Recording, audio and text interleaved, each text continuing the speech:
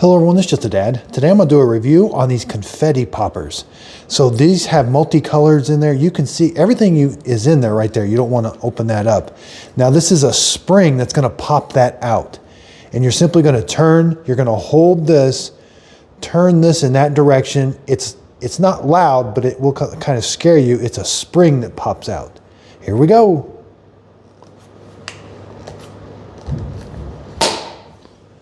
Wow, that's pretty cool.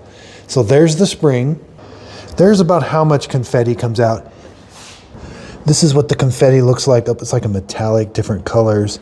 Here's what it looks like. Now you could reuse this. I was able to, this is the part you turn, there's the spring, and all you got to do is push. It's a little hard, but if you push this piece down, I'm going to take the spring off, but if you line, this is the piece that pops up, okay? You could push this down and you could reset this, and then you would turn that a little bit and then it would be ready to go.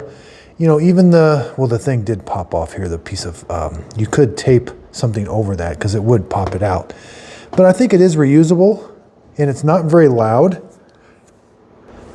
So I hope this video helps. Thanks everybody for watching.